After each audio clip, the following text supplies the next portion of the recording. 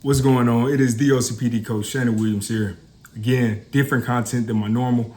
Today I wanted to help you all out with a little bit of information, maybe a little tough love, some insights, whatever you want to call it. But I want to talk about this whole situation where we have individuals who are 30 years old and they are living with their parents.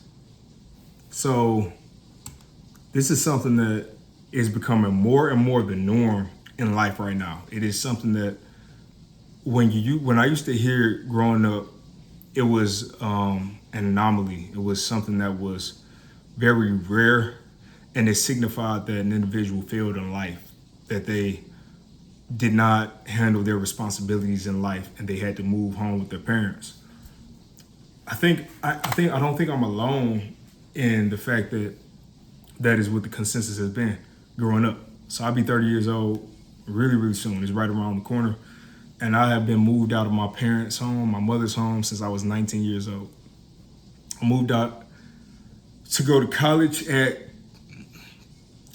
went to college at 17, which is, I wasn't like an advanced, like I was in the class I was supposed to be in. It's just the way my birthday fell. I was in class at 17 and I was on campus living in a hotel.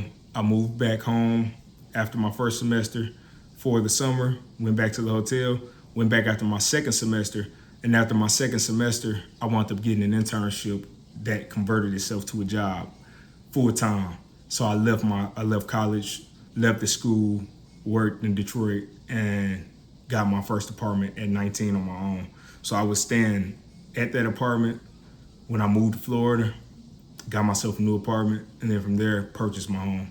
So I've been able to successfully navigate living on my own since I was 19 years old, which is, I guess, a teenager, technically. Teenager adult, whatever you want to call it. People saying baby adults, but I don't say that. I was a teenager adult. And I attribute a lot of that to blessing, favor, just God looking out and allowing things to just work in a way where it flowed. It made sense. It was natural. It didn't seem out of the ordinary for me to be doing that. Now, what I will say is the fact that when I moved when I was 19 years old, and I was on my own, a lot of people, like brothers, friends, they were also moving into their own places when I turned 20 years old and 21 years old. So it wasn't a thing where people just couldn't move out on their own. People were actually able to live on their own and sustain, even if they weren't making a lot of income. They were still able to sustain their lifestyle and make sure they had a place to rest their head that they called their own home. So, and it was really rare that I knew of people who just completely lived with their parents. Most of the time you would hear it would be couch surfing. They might stay there for a few weeks or a few months just to get out of a situation, but never would it be for 6 months plus consistently without people thinking you're failing, you're not doing something right in life. So I wanted to say that to really point out the fact that this whole situation has changed even since I have moved out of my mom's house. I mean, we're talking about maybe a 10, 11 year gap right now of the perception of living at home and the ability to live at home with your parents versus on your own. That's a whole shift. I'm not sure when exactly it happened. I have an idea. I can't confirm it with stats, but he probably could have.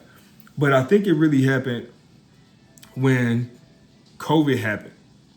It was something about when COVID-19 happened and a lot of jobs went work from home.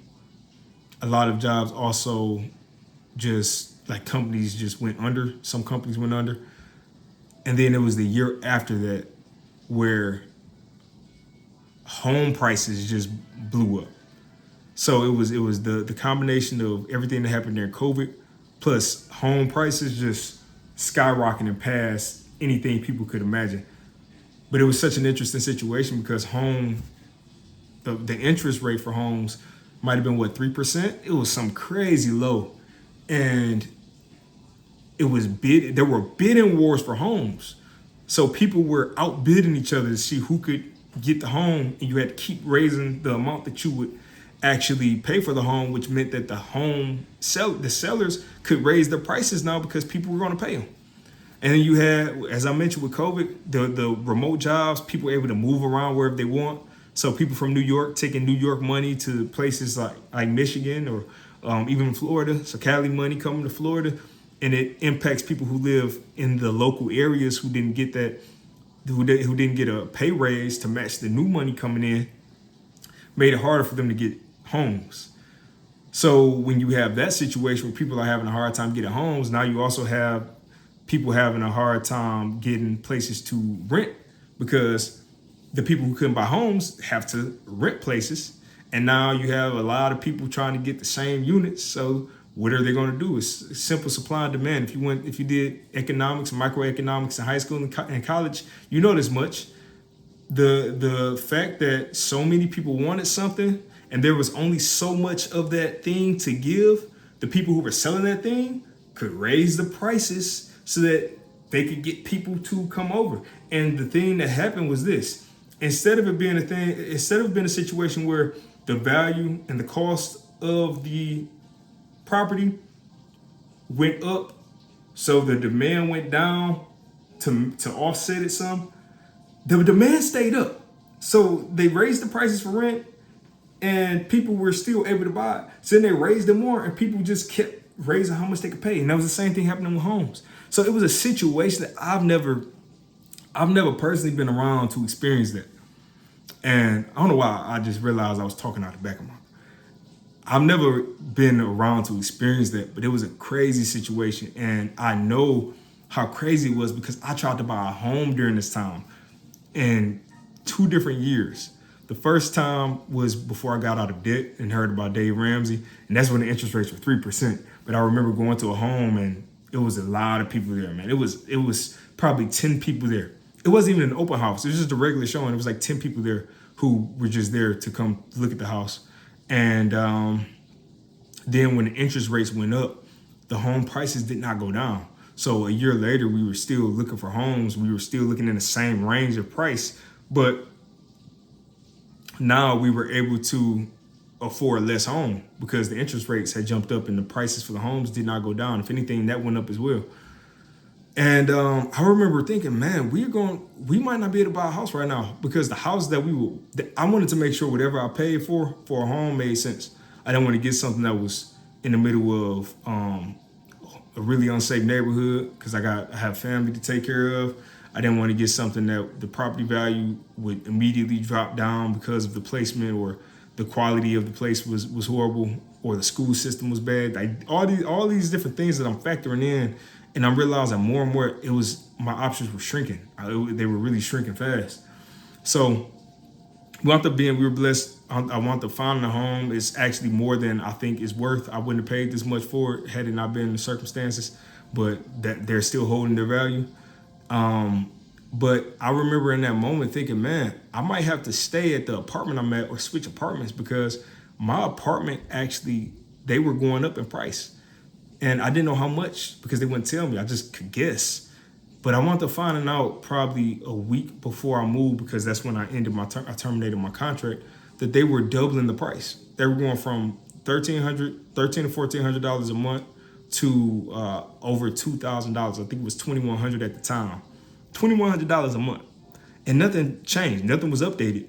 It's just the fact that they said, hey, now we have new people who are willing to come and pay this amount.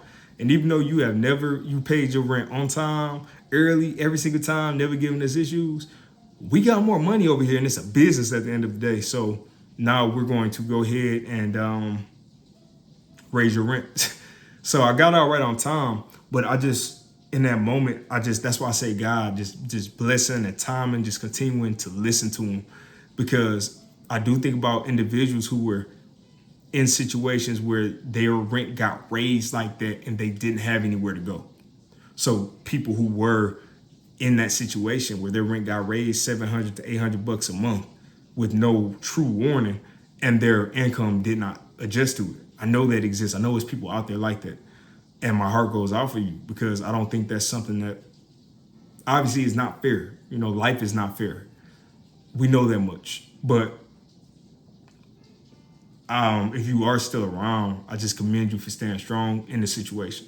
Even if it was emotional for you, if you had to cry, if you had to really just let out a lot of the stress and anger in different ways, you made it, you survived, and you're still here. So I really want to be mindful when I'm talking about this, because this is a sensitive topic. This is not something that I take lightheartedly. You know, this is a really, really sensitive topic. It's impacted my family, my brothers, my siblings, my friends, different people that I've interacted with at work. It's really heavy. And then on top of that, you have people who work from home, who lost their jobs. So that was a whole other component. I mean, you have people losing their jobs who, if you don't have money, how can you pay rent? And unemployment is not enough to survive and pay rent at the places that you're staying at. I mean, we could be real about that, right? So let's talk about this, because the topic of this video, when I wrote it down, was living with your parents at 30 does not make you a failure. And I wanted, a lot of times you hear people talk about this topic who are homeless. Homeless, Jesus. Not homeless yet, but they don't have their homes at the moment. They are living with their parents, and they're 30 or late 20s or plus. So I think it would be interesting to hear a different perspective from somebody who has never had to live with his parents since he's been an adult. And it's not because I'm like, oh, you need to hear my opinion because I'm so right. I just think that if anything, I can give you some peace. I can give you some peace, and I can give you some motivation, because that's ultimately what I'm here to do.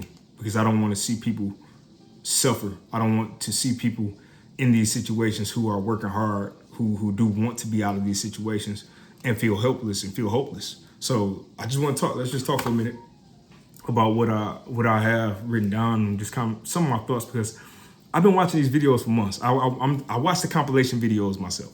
I watch the compilation videos. I try to hear what people are saying. I try to hear their heart. I try to see what they're doing on their side to make it better. And this is not a one-size-fits-all approach. So some of the stuff I say might not apply to you, but I have noticed some instances where people could apply some of these steps. So I want to talk about them real quick. First thing I would recommend you do, if you're in a situation, is to save and remain grateful. So I say remain grateful because I know people personally who are not able to move with their parents. They don't have anybody they can move with because of whatever the case might be. You know, I'm not going deep into that, but they're not able to move with their parents. They're not able to move with family. And I want people to just always remain grateful if you are in that situation, for your parents, for the position, for the opportunity to live with your parents, even if it might be annoying. And I've shared this as well. Parents are humans. They're humans just like we're humans. They might annoy you, and heck, you might annoy them. I can just imagine, you know, they wake up in the morning and they see you in the refrigerator. They see you in the refrigerator and like, hey man, you still here, huh? And that, you know, that's something that happens. It's natural. It's human instinct. It's not something where we're trying to be bad people, mean people, angry people, hateful people, or ungrateful people. But I think that remaining grateful is something that has to be done intentionally. I think it's easy in life for everything for us to just become used to it. And I think it's just the law of diminishing return. That's just the experience of life. The more you get something, the less the novelty of it wears off. The more the novelty of it wears off. And that's the same situation here. You stay with your parents. First night, if you never knew you could stay with your parents and you found out you were homeless today, if you didn't have anybody to stay with and you called your parents and they said yes, and you had no idea they would say yes, and you were just thinking about potentially being homeless, that would put you in a whole different state of mind where, you might shed tears because you're that excited, you're that grateful, you're that appreciative. So I don't want us to lose sight of that every day as we just stay with our parents. And I've also heard individuals saying that they have the ability to spend time and connect with family even more. I'll be honest with y'all. I had a really close relationship with my mom growing up my whole life. And my cousins, my sister, my uncle, my granddad. And as I've grown up and lived my own life and built my own life, I have noticed that the relationships are not the same. They are not the same at all. We don't talk as often. We don't talk about conversations of substance as often as we used to. And that's not due to anybody being a bad person or not loving the individual more. It's just life. It's what happens with life. The busier you get, the more commitments you have, the less time you have to build those genuine relationships. So just, be grateful that you do have the individual there if it's a situation where you're not being abused, obviously. But if you do have that situation, just be grateful for them and really show the gratefulness. You don't have to get them flowers and Pop-Tarts every week, but just with you just verbalize it, how grateful you are every once in a while. Show through your actions, respecting their home. If they have curfews, if they have different things they need you to do, helping with chores without them asking, washing the dishes if you come in, if they're all doing something that they're busy and you can wash the dishes for them. It's simple stuff like that. Just cleaning the house, write them a note. If you want to be a sweetheart, I know some ladies like to write notes. There's so many different things you can do. Helping them organize their living space, especially if they're older, taking them out somewhere to get some food or just talking with them, really just sitting on the couch and kicking it with your parents, man. That's an opportunity that I don't want you all to waste it because you're just thinking about, I gotta get out. Like, take advantage of having that relationship with your parents. Now, other people I don't care about, but your parents, make sure you build that relationship with them. And the other element, which I kind of bypassed it to get to gratefulness, because I think everything starts with the gratefulness, is saving. You probably already aware. You're probably already aware of it, and you're probably already doing it, hopefully. But you should be saving. So in another video, I talk about the Dave Ramsey, the baby steps, and I also talk about the Money Guy Show's retirement plan. You should be applying both of these. For any money that you get needs to be saved. You shouldn't be out buying clothes, no concerts, no traveling, no vacations. Nothing that will require you to spend money outside of eating. And maybe if you want to give yourself like 5% of a budget to do fun stuff, none of that money should be getting spent. You honestly, if you're with your parents and they're not cooking every night, I think you should be doing rice and beans. $1 you can do rice and beans.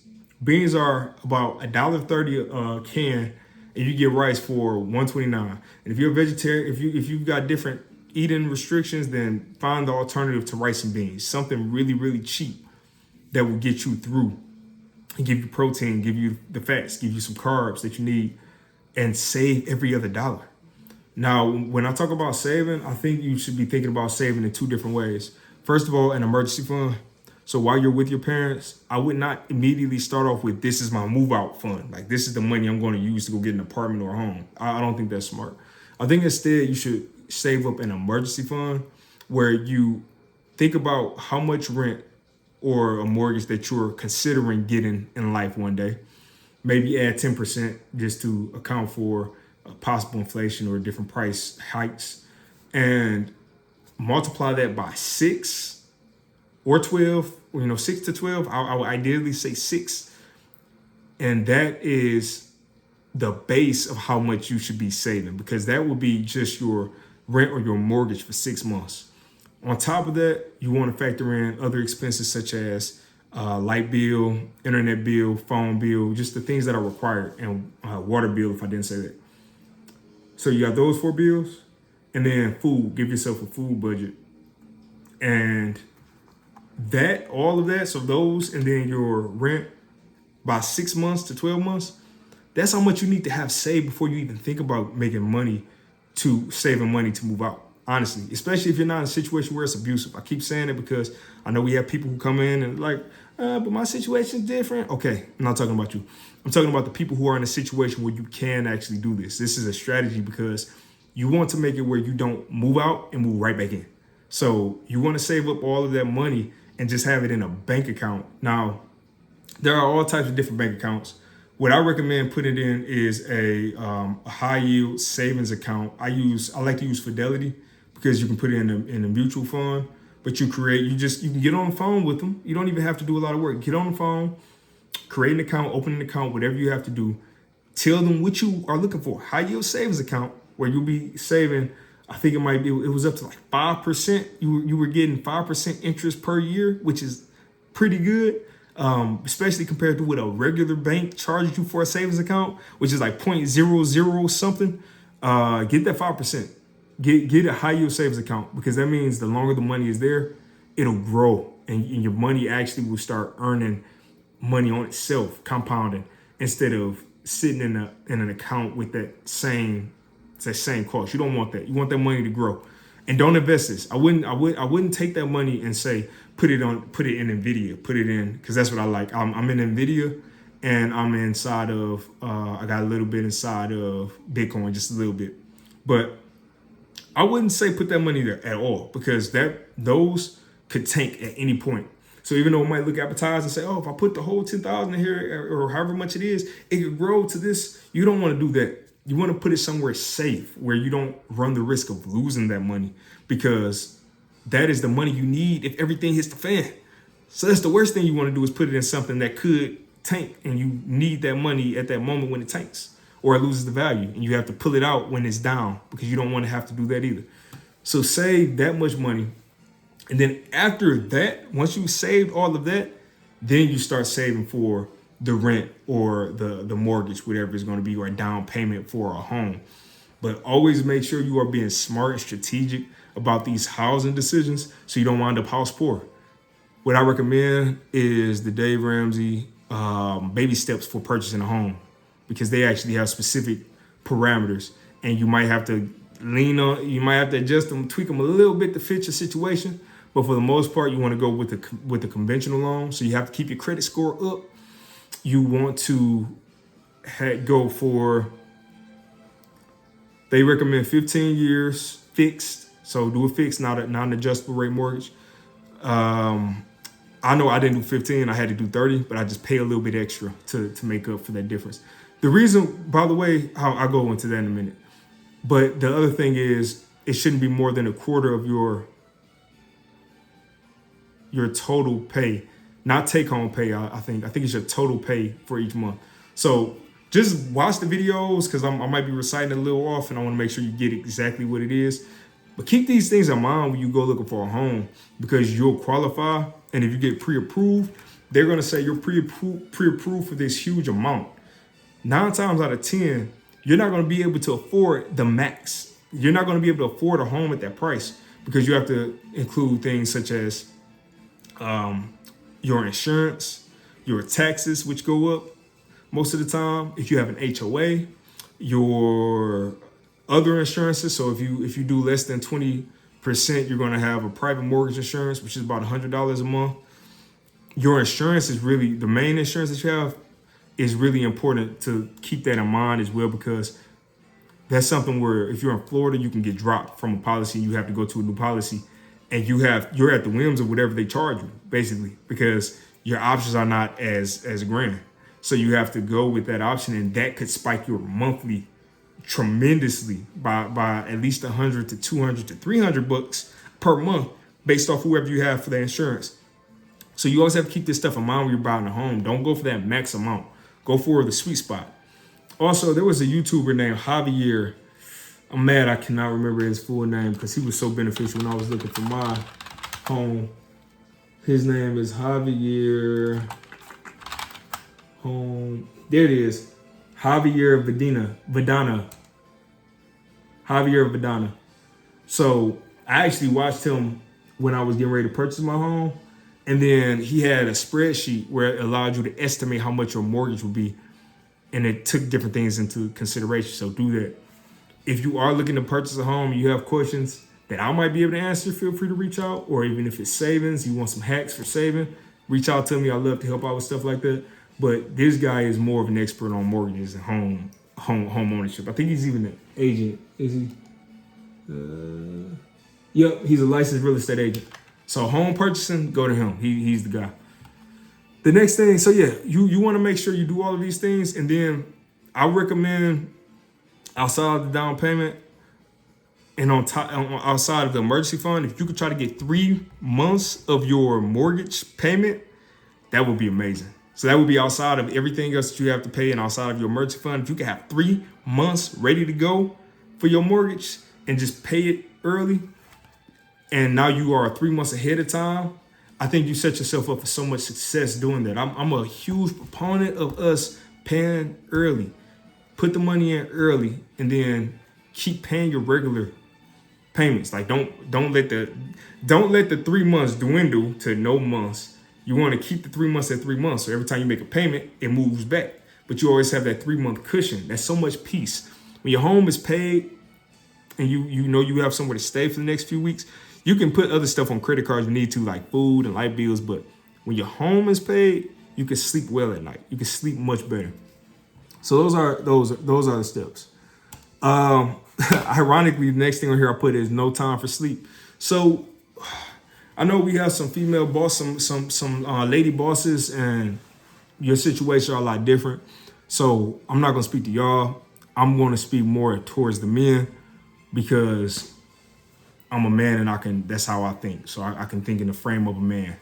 So as a man, you don't have time to be sleeping.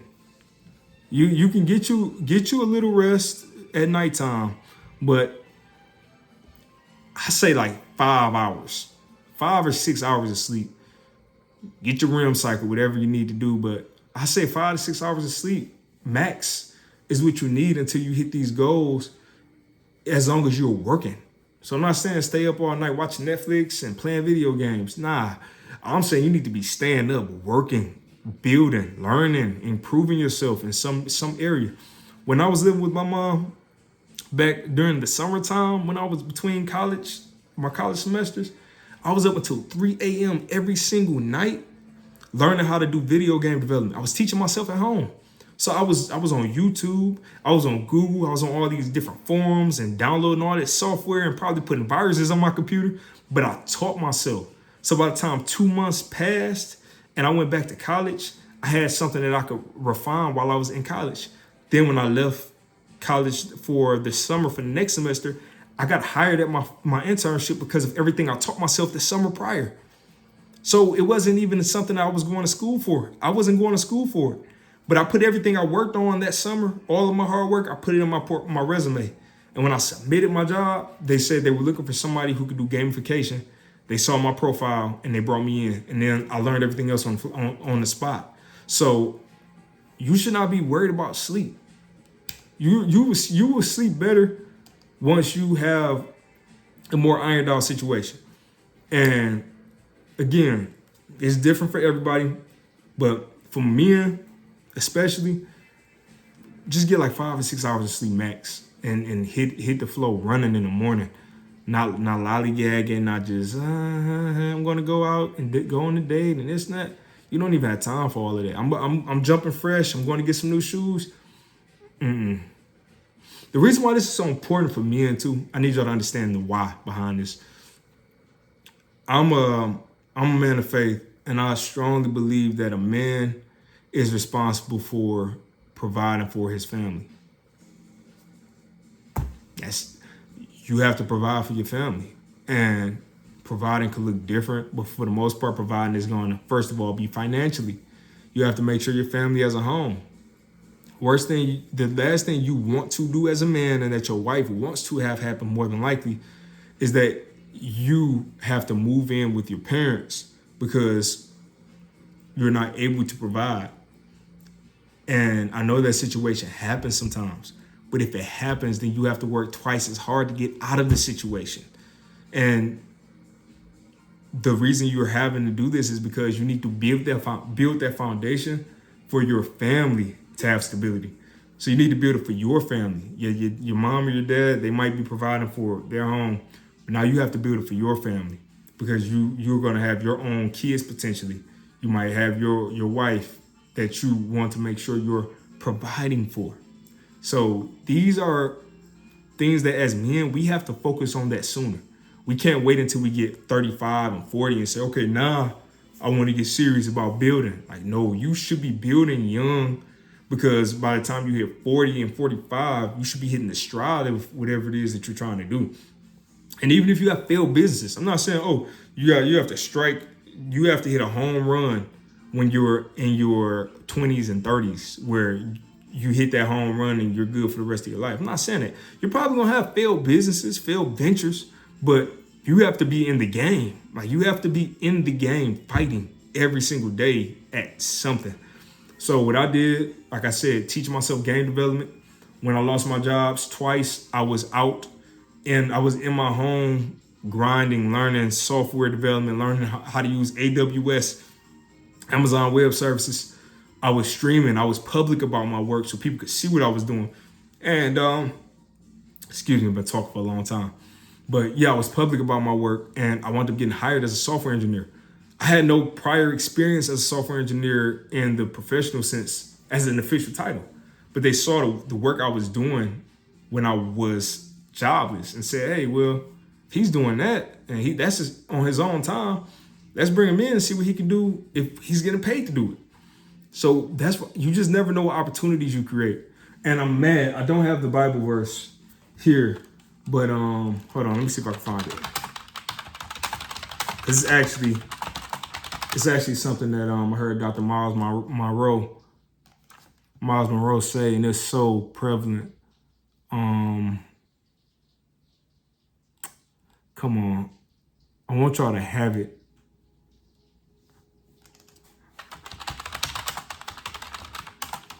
I want y'all to have it. And I'm not editing these videos, so y'all bear with me for a minute.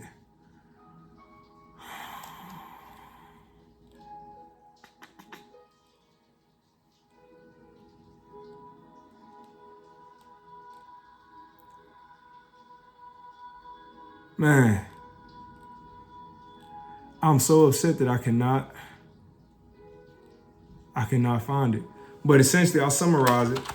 The Bible verse was about you harvesting in the morning and at night, because you don't know which business or which opportunity will bring fruit.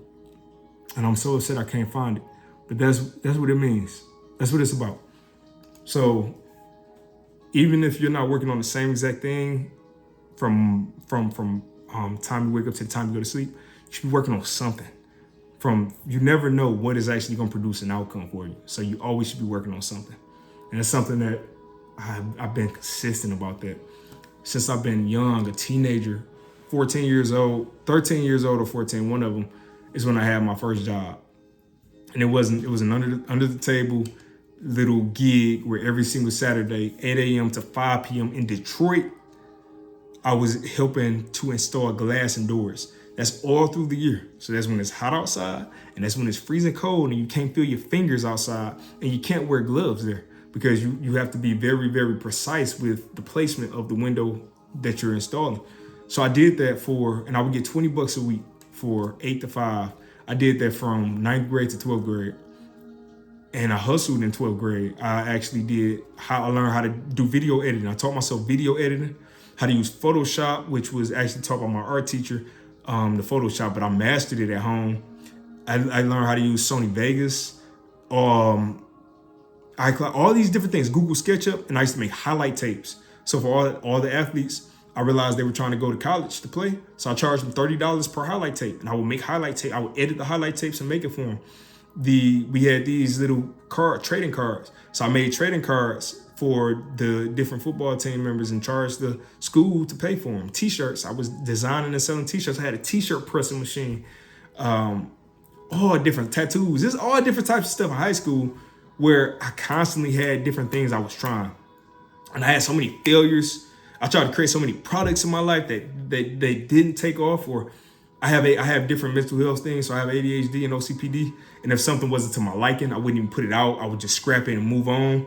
So I had that happen so much in life that I didn't really have rest. I never had a year where I took a year off and did nothing outside of a single job. The whole time I've had a career making over six figures, I've still worked harder outside of work than a lot of people will work in the 9 to 5. Like I get off my 9 to 5 and I'm working from whatever time I start until 1 and 2 o'clock in the morning, where my wife is coming downstairs to check on me and giving me snacks and saying, "Are you okay? Are you going to bed? Don't go too crazy with it." And I'm in a good situation. So I'm saying that you got to outwork me now. Like you have to outwork me in your situation. So if I'm working this hard and I have a home and I have savings and emergency and retirement, all these different things, and I'm going back to college, I'll be done with college next week to have a master's degree so I can earn more money. If I'm working this hard, imagine how hard you need to be working right now as a man that wants to provide. If you don't want to provide for your family, I'm not talking to you. But as men who want to provide for their families, and you want to have your children able to enjoy life and have a smile on their face, and have a wife that just appreciates how hard you're working, you got to keep working. And you can do DoorDash. If you're doing DoorDash and hustling, you probably making money, that's what's up. Still build something for yourself. Because if DoorDash one day decide, hey, you know what, we're going to go ahead and replace all of the people who was driving with us with the robots and the automated cars, now what? That's what I'm saying. I'm not trying to be an a-hole because I don't know you to be an a-hole. I'm really trying to give you the mindset that you need to have in this world. It's not a world where we can have budding and resting most of the day. As a matter of fact, if you don't have a job right now, and I mean, if you're at your parents' home and you don't have all of this stuff saved and you have a video game console, I'm selling it. Sell it. Sell the game console. Unless it's something where it was given to somebody who passed away, given to you by somebody who passed away and they meant a lot to you and it's really sentimental, okay. But if not, sell it. Get rid of it. If anything, it's a distraction because you see it and you hop on the game and you play and you could have been working on yourself. You could have been improving yourself. And I'm all for, I actually have a course that'll be coming out probably in 2 months. I might drop it in 2 months. But it's all about reframing your relationship with progress. And I actually tell people to rest. I say rest is progress. So this is not me saying something and then I'm trying to contradict it in the future as a hypocrite. This is based off your conditions and your situation that you don't have time to rest right now. That's not your situation. Another thing, I hate to think morbidly, but what if something happens to your parents? Now you are responsible if you are even in the will and the government doesn't come and take whoever doesn't come and take the home. Now you have to be responsible to take care of this home and paying however much is owed on that. So I'm not saying that this is easy. I hope y'all hear my heart. I'm not saying it's easy. I'm not saying that the conditions today are anything like it's been in the past. But you don't have time to just be lollygagging as a man. Like you got to get out here. You have to grow. You got to figure out what skills. Get into high paying trades if you can, and skills that actually can be applied to different companies and different businesses at scale. So what I mean is, as a software engineer, the degree I just got is in IT and computer, is IT management, IT computer management, something to that effect, where it's for managing technology and different emerging technologies. So I can take that and apply it to any type of business, but also I can take it and use it for my business, because all the things I learned there are things that these high-level executives are learning and implementing in their companies. So it's something I can apply anywhere. We don't need to be going to school and going back to college to get degrees in art and writing and what's another one? Marketing. Honestly, I don't even know if it makes sense to get a marketing degree, because you have TikTokers and YouTubers getting more engagement on their videos with no degree. So maybe you need to be paying for a coach to just coach you on how to do it. And that's not the type of coaching I do, but maybe that's what you need to be doing, is just paying for a coach there, improving the skills and building experience. I just really want us to reframe how we look at life as a man, because I have met a lot of, and look, I keep trying to be so careful with my words because I don't want to hurt people's feelings, but I had to get my feelings hurt too. So it's part of life. we got to stop being so soft as men with a lot of this responsibility and duty that we have. We don't have the luxury. Women who are not single mothers, that are like, women are choosing to be out here a lot of times, or, you know, I'm not talking about the ones who are in abusive situations again, but a lot of times women can choose to be out in this world, and if they move back home at 35 or 30, they're not considered a failure. They would be more considered a failure if they don't have a husband or a family at that age. But for us, one of the biggest things we need to be doing is building independence, because we need to be able to build a family. So women and men, you can't look at that the same. If I see a TikToker of a young lady who's 30 and moving in with her parents, and she's crying and she's emotional and all this stuff, then I see a man who is like, okay, I don't know what to do. I'm giving up. I'm da da da da. That's not gonna strike the same chord with most people who are out here doing it. And I'm out here doing it. I've been blessed, like I said, but I work hard.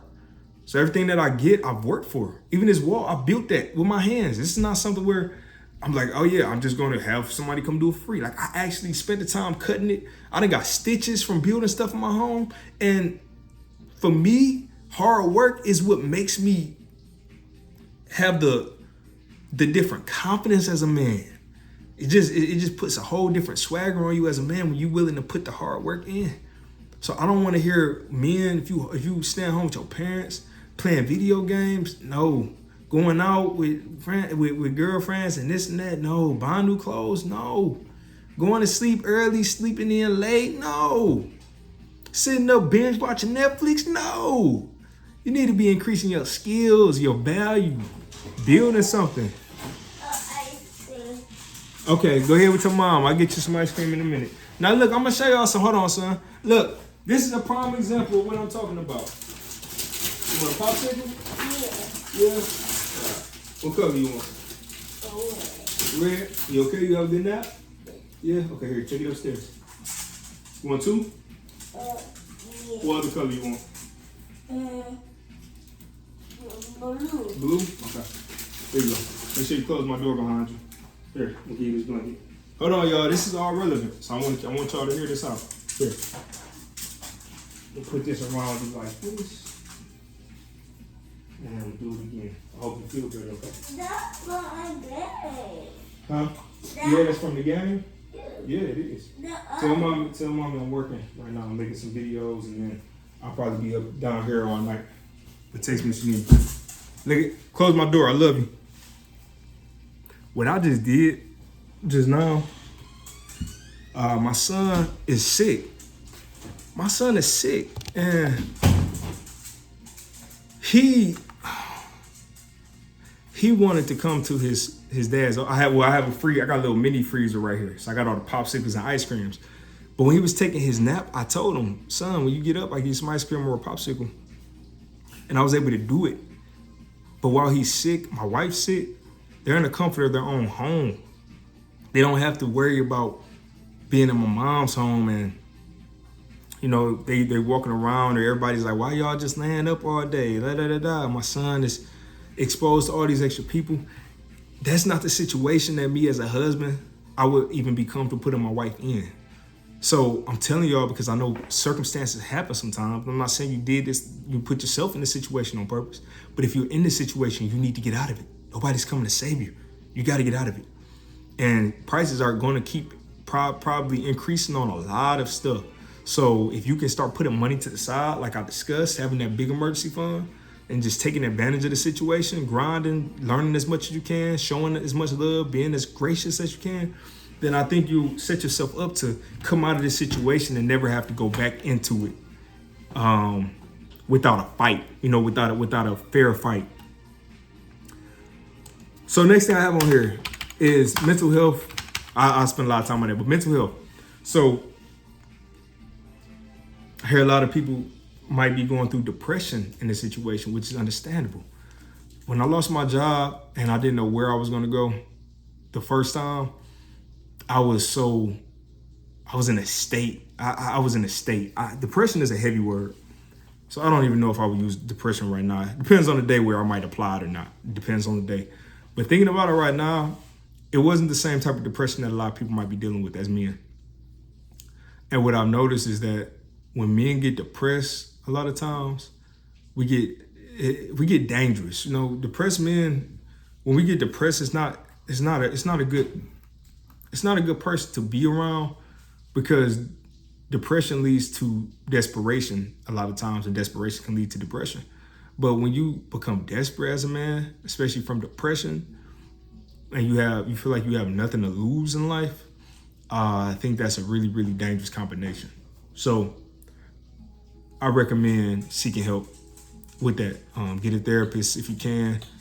This is something where I don't know how much something like this would cost if you don't have insurance. So you need to really check around and see what options are available. Additionally, you have different therapists who might be doing pro bono work, just doing work to get started in the craft. That might be a good place to start. But what I honestly recommend for this is communion and anchors. So community. Get into church, man. Get into church. I go to Elevation, and we have something called e-groups.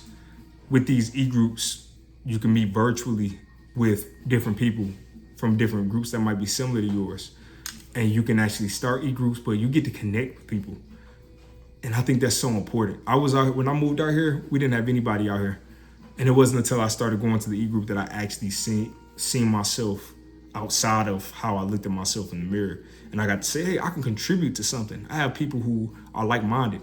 So definitely get yourself into an e-group. Don't just be out here by yourself, man.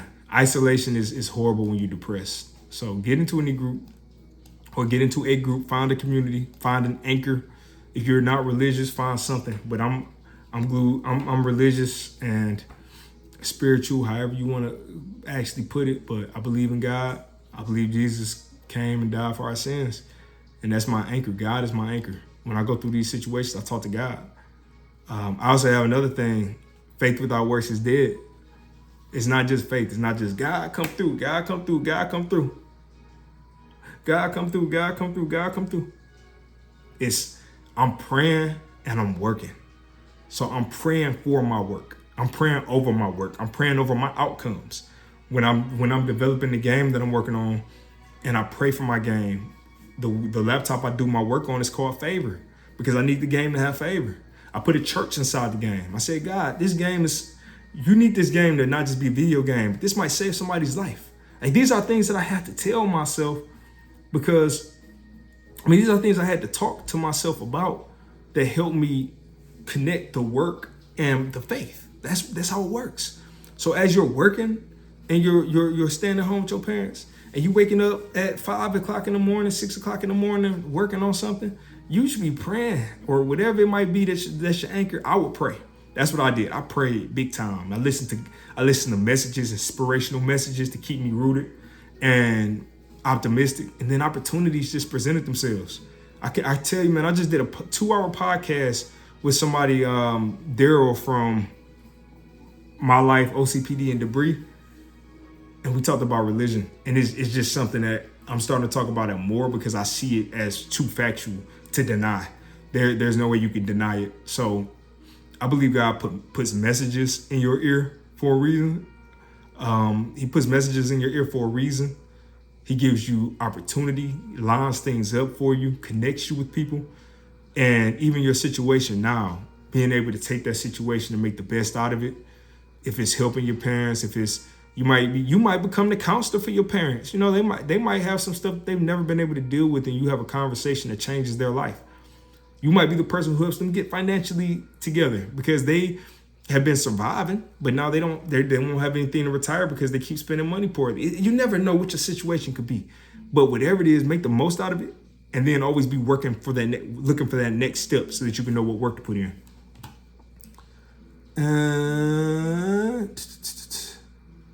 So I put on here again, men, we need to be head down working for the most part. I said 20% of your time is relationship at that. Maybe 10%.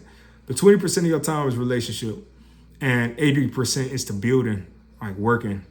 What I really want y'all to realize is, even if you get a woman who accepts you, not have your own place, so you live with your parents. Like, they might have to accept that. They might be great. They might show you love and peace and all that stuff and understanding. But you got to understand that most women expect their men to provide. They do.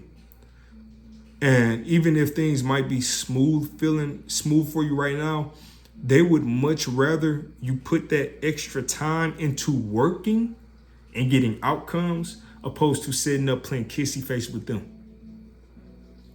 That's a fact. Now, they won't tell you this most of the time. Like, they're not going to outwardly say it, because women, I think a lot of women try to be cautious with their words, and they do want to have that connection. But I think a lot of them realize that they need you to do that. Like, they might not want you to have to separate the work, but they need you to separate to work. And my wife is a prime example. When I work on my projects, I have my office. And as much as when I'm up there, I can work. You know, I can take my laptop and work. But sometimes I have to get in a zone where I just need to be by myself to work. And I tell her, I'm like, I love y'all. Y'all know how much I love y'all, but I have to work now. And as much as she might feel, oh, you know, I want to be around, she'll text me and say, I miss you. But she loves how I take care of her, my son. They appreciate what I do for them and how I look out for them and how hard I work. And they show me. So don't sacrifice your work for your relationship. That might sound bad, but do you understand what I'm saying? Don't sacrifice your work as a man for just making your wife feel good all the time, 24/7. If it's taken away from you, you don't want to take away from your work. You have to work. You got to, or else you wind up running the risk of losing that relationship either way, and that's not a risk I think you want to take. All right, so, I didn't talk your ears off. This wasn't supposed to be an hour-long video. This one was supposed to be about 20 minutes long, max. But I'm really passionate about this topic, apparently. And I want y'all to do good. I see the struggles out here. I have a son I'm raising. I don't want my son to grow up and all of this stuff is the same advice I would give him. This is the exact same advice. Exact same advice I give my brother. So it's not me picking on anybody. Even my brother told me, he said, man, if I would listen to the stuff you told me 2 to 3 years ago, I would be so in a much better situation right now. Much better. Because the steps I tell people are practical and they're logical. They make sense. Most of the time it's don't spend all your money. Like, save as much money as you can. Buy stuff with cash. Be generous. Work hard. That's like the moral of the story is that. And that formula has allowed me to be blessed in a way where I can be blessings to other people now. But when I was down, quote unquote, down bad, so to speak, I wasn't looking up like, oh, who's going to help me? No, I offered services to people. I said, Mom, I called my father-in-law. I said, Pop, whatever, father-in-law, doctor, these are the services I can provide. Can they be beneficial to your business? Yes, cool. That's a paycheck that I can get. But when it became a point in time where I didn't have time to do that anymore, then I had to say, okay, I can't take the money anymore because I'm not doing this service anymore. And that was the fair thing to do. But I kept working. So it's just, you got to keep evolving. And when you get in certain situations, you have to pivot. And you might have to go, downgrade a little bit to upgrade even more. But as men, especially men, you got to be grounded, man. You got to be grounded. Take some of that weight off your wife's shoulders. If y'all got kids, let her raise the kids, and you grind. You figure out a way to make more money. You might not be able to sleep. You might not be able to play the video games. You might not really be able to go out and eat. But you're in it for the end game, so to speak, the long haul. You have to build stability in your home, because that's not your end purpose. What you need to be, once you get the stability built in your home, now you need to go into the world and make an impact. But you have to start with your home first. You got to build your home before you can go into the world and make an impact. So I hope this helps somebody, man. I'm rooting for y'all. If y'all need anything, if I can help with anything, if you relate to this, so if you heard this video and you thought about some of the things that you can do in your life that you can actually apply, let me know. Let me know what it was. If y'all think I was too hard on us men, let me know. Psych, I don't want to hear it. if I was too high, like I don't even want to hear it. You know, it's something we're all too soft now, and I'll tell you this, we're all too soft in person for each other, but then hard behind each other's back. And you know exactly what I'm talking about. I'm not that type of person where I want to in front of you, oh, everything's okay, and then I'm talking behind your back and saying, oh, you suck. Nah, if you can do more, then I'm gonna tell you can do more. My brother, if he's watching this, I had a real conversation with one of my brothers, and I told him, say, you're not even working harder than me right now. So what would I feel bad for?